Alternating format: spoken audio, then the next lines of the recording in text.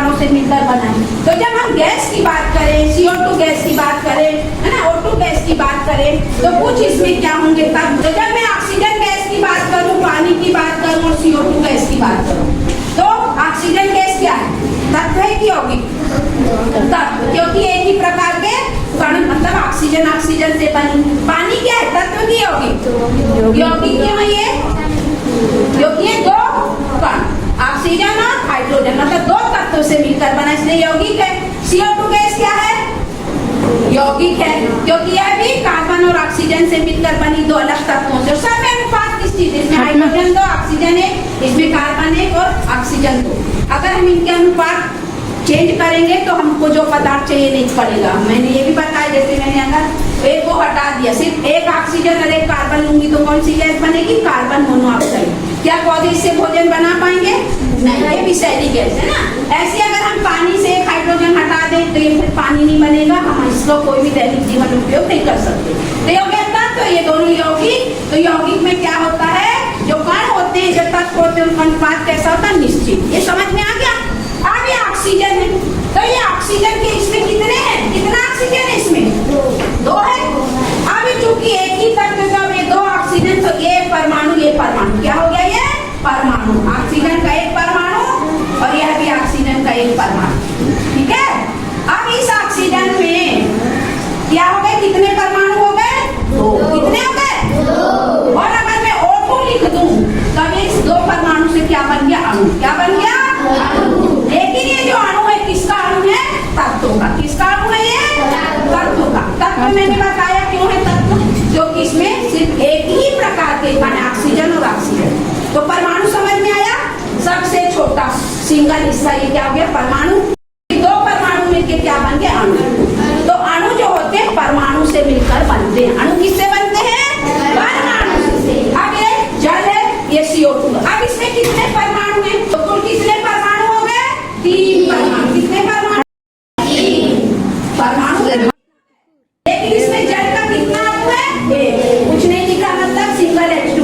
तो इसमें जल का कितना, तो परमाणु क्या होते हैं, तत्वों के छोटे कण होते हैं, उससे यौगिक के भी अणु होते हैं, तत्वों के भी अणु होते हैं, लेकिन सब चीज किससे बना, परमाणु से। देखो तत्व भी परमाणु से बना और यौगिक भी परमाणु से। अब हम CO2 की बात करें तो CO2 में कुल कितने अणु है बताओ, अभी एक अणु है, एक ही CO2 ली हूँ ना, एक ली हूँ कि दो ली हूँ, एक। अगर यहाँ दो लिख दूंगी तो दो हो जाएगा, एक का। तो इसमें क्या क्या परमाणु है बताओ, कौन कौन सा तत्व है, C को क्या बोलते हैं, C को कार्बन, कितना है ये, O को क्या बोलते हैं, ऑक्सीजन। ऑक्सीजन कितना है, तो कुल कितने परमाणु हो गए, 3 परमाणु। कितने परमाणु हो गए, 3। और अणु कितना है, अणु एक ही है ना, अणु एक ही है। तो कार्बन डाइऑक्साइड के एक अणु में कितने परमाणु हो गए, 3। अब ये तत्व का अणु है कि यौगिक का, यौगिक। अब चलो एक प्रयोग करते हैं, यहाँ पे 2 लिख दिए। अब 2 हिस्सा ले लिया हम, कार्बन डाइऑक्साइड कितना लिए, 2। तो कार्बन कितना हो जाएगा, कितना हो जाएगा, 2। ऑक्सीजन कितना हो जाएगा, 4। तो कुल कितने परमाणु हो गए, 4 और 2 6 परमाणु। और अणु कितने हो गए, अणु कितने हो गए, 2 अणु। तो कार्बन डाइऑक्साइड के 2 अणु हो गए। तो अणु परमाणु में अंतर समझ आ रहा है। अब अगर मैं हमें 3 कर दूं, चलो इसको इसमें करते हैं, 3 और 2 करें, ठीक है। ऑक्सीजन के हम कितने ले लिए, 3। तो कितने परमाणु हो गए ऑक्सीजन के, इसमें 2 बार O, फिर एक बार O, फिर एक बार O, 3 हो गए। तो कुल कितने परमाणु हो गए, 6 परमाणु ऑक्सीजन के। और अणु कितने हो गए, अणु कितने हो गए, 3 अणु। आगे समझ में, ऐसे भी लिख सकते हैं, 3 दूनी 6 का गुणा करके भी लिख सकते हैं। तो अणु परमाणु का कांसेप्ट समझ आया, कैसे निकालते हैं इसको। तुम लोग को पढ़ना क्यों पड़ रहा है, अभी तुम लोग रासायनिक सूत्र पढ़ोगे, रासायनिक समीकरण पढ़ोगे, तो जब तक ये समझोगे नहीं कर पाओगे। जैसे अभी हम लोग कास्टिक सोडा का प्रयोग किए, कास्टिक सोडा लाई थी ना मैं, अब तुम लोग बताना उसमें क्या है। कास्टिक सोडा का सूत्र होता है NaOH।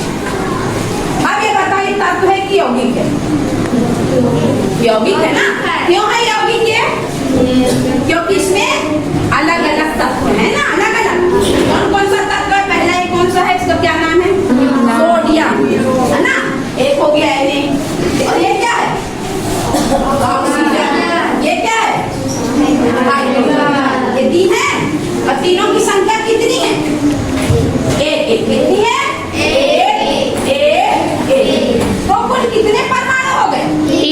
अनुपात 1, तीनों एक एक हैं और बन गया एक अणु।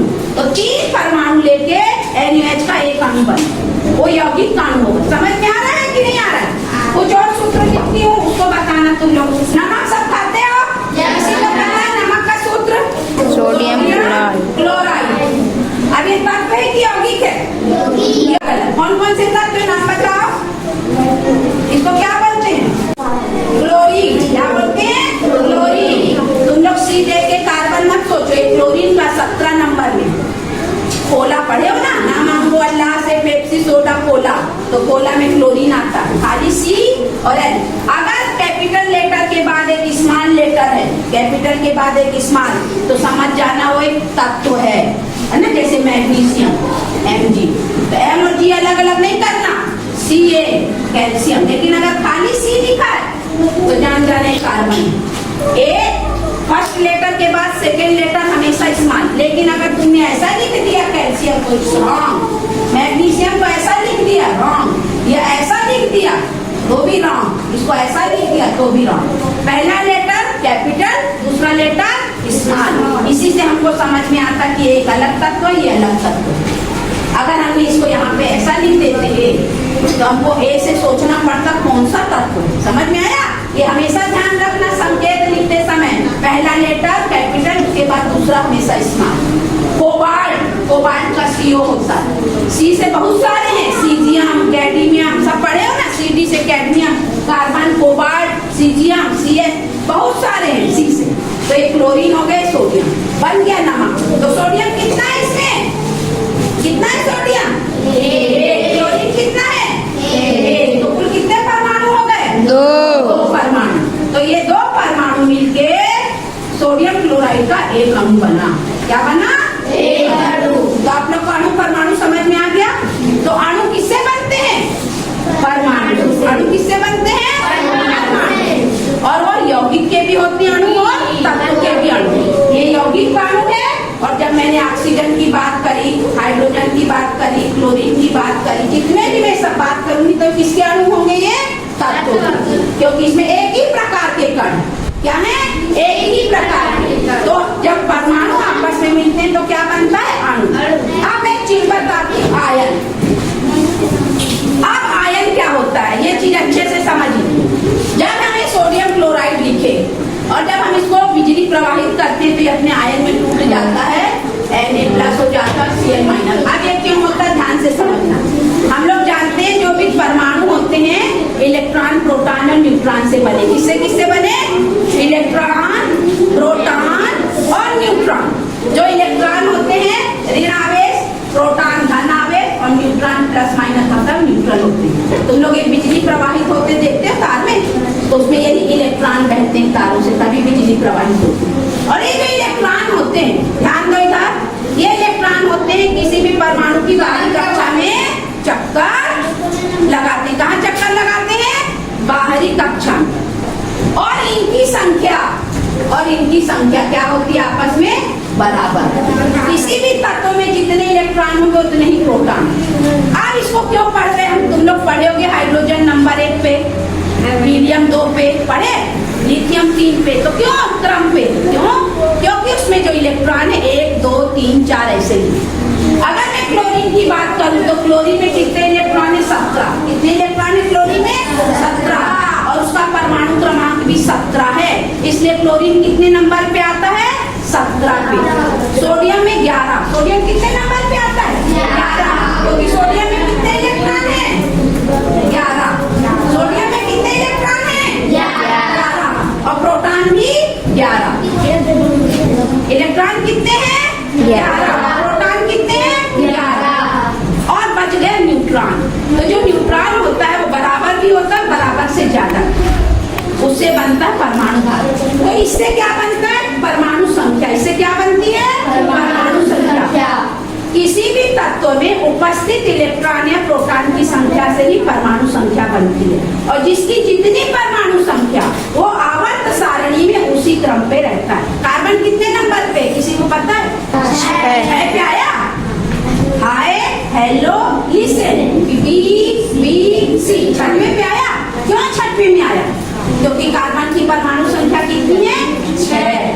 होंगे 6, मतलब उसमें इलेक्ट्रॉन कितने होंगे 6, प्रोटॉन कितने होंगे 6। न्यूट्रॉन देखना पड़ता है, 6 भी हो सकता है 6 से ज्यादा, लेकिन कार्बन में न्यूट्रॉन भी 6 है।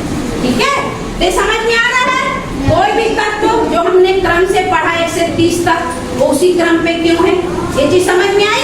जिस क्रम पे है मतलब उसमें इलेक्ट्रॉन की संख्या उसी क्रम उतनी नंबर। और प्रोटॉन क्या होती है, वो परमाणु संख्या।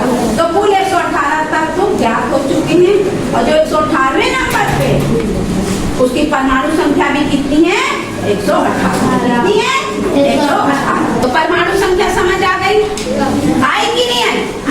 परमाणु संख्या मतलब इलेक्ट्रॉन की संख्या या प्रोटॉन, और दोनों बराबर हो। अब ये आयन कैसे बनता है, ये आयन को मैं बताती हूँ तुम लोग को, ये बनता है। ये 11वें नंबर पे सोचे, ठीक है।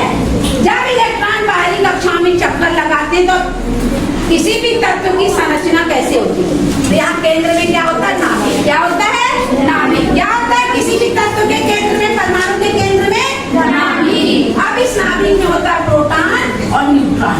नाभिक में क्या क्या होता है, प्रोटॉन और न्यूट्रॉन। और इलेक्ट्रॉन ऐसी बाहर कक्षाओं में चक्कर लगाते हैं, ऐसे बोलिए। इलेक्ट्रॉन क्या करते हैं, बाहरी कक्षाओं में चक्कर लगाते हैं। ठीक है, यहाँ पे पूरा पॉजिटिव चार्ज है और ये न्यूट्रल वाला चार्ज, और बाहर पूरे इलेक्ट्रॉन।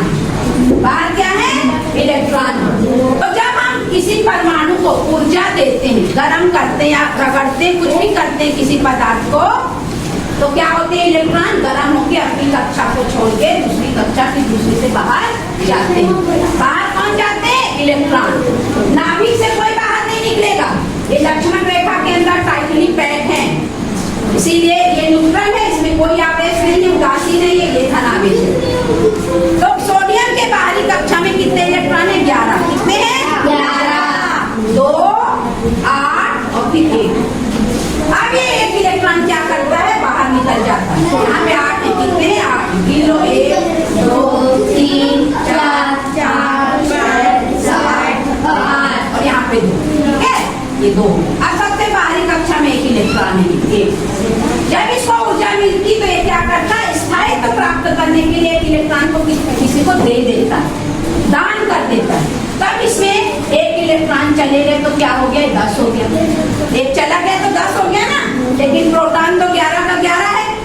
अब एक कम हो गया तो इसमें क्या आ जाता है, पॉजिटिव चार्ज। क्या आ जाता है, एक पॉजिटिव चार्ज, इसको बोलते हैं सोडियम आयन। अब ये क्या बन गया, सोडियम परमाणु से सोडियम आयन, जो कि एक इलेक्ट्रॉन क्या हो गया, इसका चला गया, बाहर निकल गया। अब ये बाहर निकल गया तो ये ऐसे व्यक्ति के पास जाएगा जिसको इस इलेक्ट्रॉन की जरूरत है। तो क्लोरीन का क्या होता है, 17। तो 17 मतलब 2, 8 और अंत में 7। तो इसको स्थायित्व प्राप्त करने के लिए एक इलेक्ट्रॉन चाहिए। इसको कुछ चीज मान लो खरीदना तो 1 रुपए चाहिए, तो सोडियम ने इसको 1 रुपए दिया था, क्या करेगा, 1 रुपए को ले लेगा और स्थायी हो जाएगा, पेट इसका भर गया। तब इसमें क्लोरीन में कितने इलेक्ट्रॉन थे, 17। एक लेके कितने हो गए, 18। लेकिन क्लोरीन में प्रोटॉन कितना का कितना है, 17। तब एक इलेक्ट्रॉन ज्यादा हो गया तो इसमें क्या आ जाएगा, क्योंकि एक इलेक्ट्रॉन क्या हो गया, ज्यादा।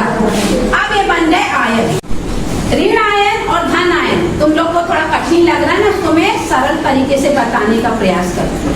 धन का मतलब क्या होता है, जब तुम्हारे पास धन होगा, जब तुम दान कर पाओगे ना, धनी लोग, तो धनी मतलब धन। और जो ले लेता है हमसे कुछ चीज दान, क्या हो जाता है हमारा, ऋणी। ऋणी मतलब कर्जदार हो जाता है ना, कर्जदार। आप जैसे आप अपने घर में हो, घूम रहे आंगन में, गोल गोल खेल रहे, ठीक है। अब बाहर से तुम्हारा दोस्त झांक रहा है और तुम उसको लालच दे रहे हो, नोट पढ़ते खेल खेले, बड़ा इशारा कर रहे, तो क्या करेगा वो, कूद के घर आ गया। अब तुम उसको एक खिलौना दे लो, खेल लो। तो तुम उसको खिलौना दिए खेलने को, तो तुम धनी हुए कि ऋणी हुए, धनी हुए ना, तुमने दिया इसलिए तुम धनी हो गए। मतलब तुम कौन से आयन बन गए, धन आयन। और तुम्हारा दोस्त ले लिया, इधर आप खड़े हो जाओ, आओ इधर खड़े हो, है ना, ये मेरा खिलौना, ये बाहर आई और मैंने इसको दिया, तो ये क्या हो गई, ऋणी हो गई ना। ये कौन सा आयन बनी, ऋण आयन। कौन सा आयन बनी, ऋण आयन। और खेल रही, ठीक है। अब हमारे घर में खेल रही, हमारे घर में आ गई। अब एक दिन क्या हुआ, बहुत खेलते थे। अब आज मैं मौका पाई, मम्मी पापा दोनों नहीं, अब मैं देख रही मेरे दोस्त लोग जा रहे खेलने और मैं भी घर से बाहर निकल गई और उनके घर जाके खेलने लगूंगी। मैं भी तो जा सकती हूँ ना, मैं भी बाहर निकल सकती हूँ। तो हमको अगर कोई उकसाता है तो हम अपने घर की कक्षा को छोड़ के बाहर निकल जाते हैं। समझ में आया? तो बस हम निकले तब भी हम धन आया, ठीक है? हम निकल गए खेलने के लिए, हम अपना घर छोड़ दिए तो हम निकले हैं तो हम भी धन आए। समझ आ रहा है? तो जब हम किसी को कोई चीज देते हैं तो हम धनी होते हैं, जो लेता है वो कैसा होता है? ऋणी। तो इन शब्दों में ही अर्थ है धन आयन और ऋण आयन। तो अणु परमाणु से आयन कैसे बनते समझ में आ गया? आयन मतलब इलेक्ट्रॉन देना या इलेक्ट्रॉन लेना, ये समझ लो। आयन कैसे बनते? इलेक्ट्रॉन देने से या लेने से। और जब देते हैं तो धन आयन बनता है, क्योंकि हमने क्या किया? अपना दान किया तो हम महान हो गए। दान वाले महान होते हैं ना, तो हम धन हो गए, धनी हो गए। और जो लेता है उधारी वो ऋणी हो जाता है ना, कर्जदार हो जाता है। तो सोडियम इसमें धन सेट हो गया, दान किया इसलिए धन आया, और क्लोरीन दिया है उधारी तो क्या हो गया? ऋणी हो गया, तो ऋणात्मक हो गया। तो प्रोटॉन इलेक्ट्रॉन न्यूट्रॉन समझ में आ गया, और परमाणु से आयन कैसे बना समझ में आ गया। तो बहुत सारे तत्व देते और लेते हैं इलेक्ट्रॉन। और क्यों देते लेते हैं? अपने आप को सेटिस्फाइड करने के लिए, संतृप्त करने के लिए, या समझ लो खुश होने के लिए। कोई भी बड़ा शेख पैसा क्यों दान करता है? बताओ, गरीबों को कुछ चीज दान क्यों करता है? उसको खुशी मिलती है ना, इसलिए। तो ये प्रोटॉन, ये जो सोडियम है, एक इलेक्ट्रॉन दे रहा है। क्या दे रहा है? एक इलेक्ट्रॉन। किसको दे रहा है? क्लोरीन को। किसको दे रहा है? क्लोरीन को। सोडियम धन आयन हो गया, क्लोरीन ऋण आयन। तो तुम लोग को अणु परमाणु आयन तीनों समझ में आ गए। आयन को अगली कक्षा में 9th में जाओगे तो ज्यादा क्लियर होगा, अभी बस समझ लो। इन्हीं सब चीजों से मिलके कोई भी तत्व बनता है। तत्व किससे बनते हैं? अणु परमाणु या आयन से। और इनको सबको मिला के क्या बोलते हैं? कण। क्या बोलते हैं? कण। हर पदार्थ में कण होता है। इस चाक को भी बारीक पाउडर करोगे तो कण बनेगा, इस दरवाजे को चूरा करोगे तो कण बनेगा, बनेगा कि नहीं?